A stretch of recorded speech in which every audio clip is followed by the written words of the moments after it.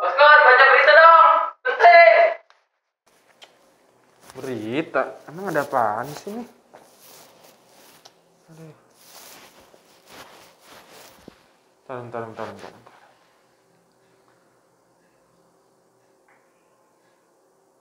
Hah? Pelajar yang diamankan karena ikut demo terancam sulit dapat kerja, kata Kapolresta Tangerang yang diberitakan oleh Ebot Tangerang ID. Hukuman DO menanti pelajar Depok jika ikut demo Undang-Undang Cipta Kerja, sebagaimana diberitakan oleh megapolitan.okezom.com. Wah, gawat nih Sob. Harus kita bahas nih.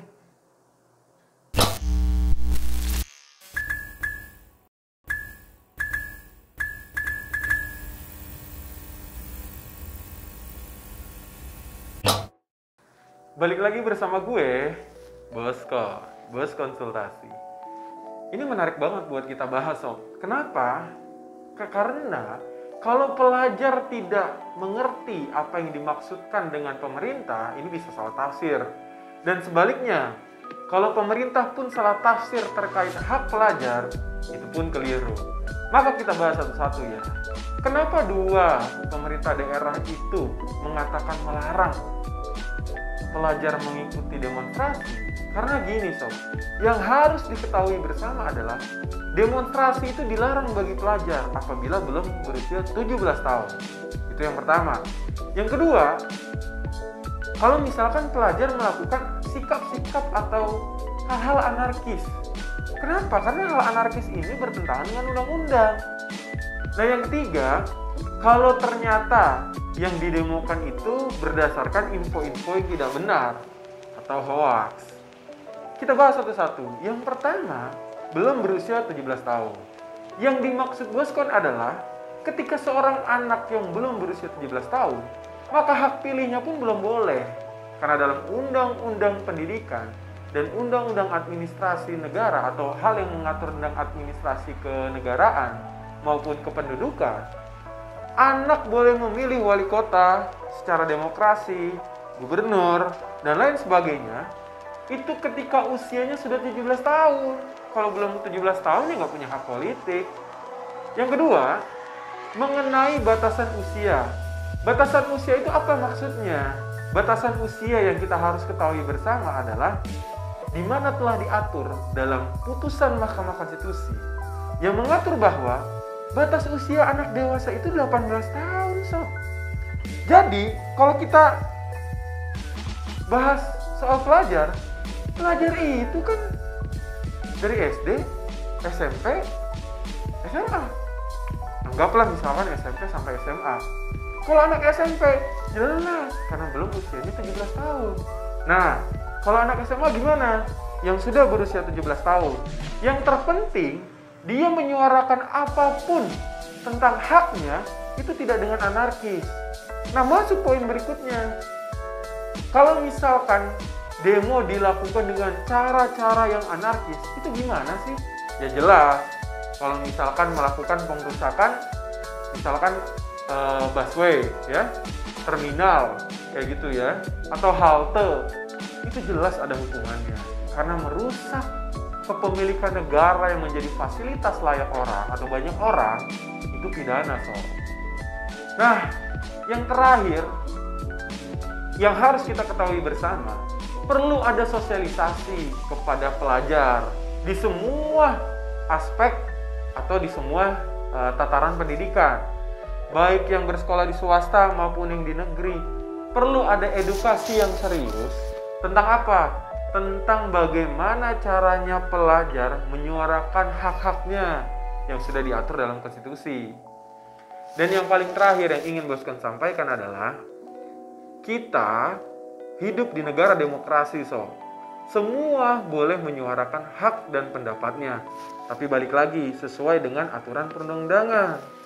Mengenai dua berita tadi, apa aja yang kita harus bahas? Pertama, di Tangerang, polisi mengatakan bahwa ketika anak-anak atau pelajar melakukan demonstrasi, maka apa?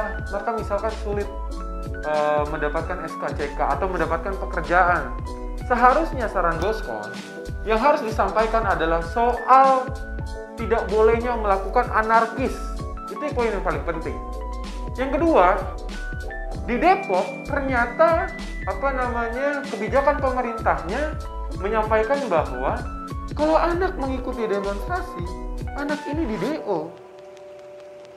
Bukankah anak dilindungi dalam konstitusi? Bukankah ketika anak tidak tahu harus dikasih tahu? Nah, poin pentingnya bagi pemerintah daerah, bagi penegak hukum, apa? Sosialisasikan bagaimana cara anak-anak bisa mengekspresikan suaranya atau berpendapat. Seperti itu. Tapi yang paling penting di sini adalah semua orang tua harus tahu batasan-batasan usia anak. Diatur dalam Undang-Undang Perlindungan Anak nomor 17 tahun 2016 atau nomor 35 tahun 2014. Batas usia anak itu berapa? 18 tahun. Secara perdata 21 tahun. Tapi secara administrasi negara, maksudnya kayak misalkan dapat KTP, memilih dan lain sebagainya, itu di usia 17 tahun. Mengenai semua ini telah Boskon sampaikan dalam video yang sudah Boskon jelaskan dalam part hukum. Disimak ya. Nah, sampai sini yang harus menjadi catatan penting bagi kita semua apa sih? Buat para pelajar, lebih baik ikuti semua peraturan perundang-undangan yang benar. Jangan sampai salah dalam berpendapat, apalagi terkait mengaspirasikan atau mengusulkan hak berpendapat kepada negara. Semua itu sudah diatur dalam Undang-Undang 12 tahun 2011 tentang pembentukan peraturan perundang-undangan.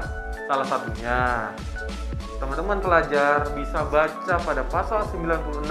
Di situ diatur semua bagaimana mekanisme menyampaikan pendapat dan bagaimana cara mengusulkan hak berpendapat kepada negara untuk pembentukan peraturan perundang-undangan. Yang kedua, kepada pemerintah, kepada stakeholders, kepada penegak hukum, Boskon menyarankan agar tidak ada diksi-diksi berbau ancaman. Kenapa? Karena kalau kita lihat, meskipun anak terprovokasi, anak ada yang menunggangi, anak tetap korban. Kenapa? Karena ketidaktahuan dan ketidakcukup dewasaan yang mengatasi itu semua. Oke?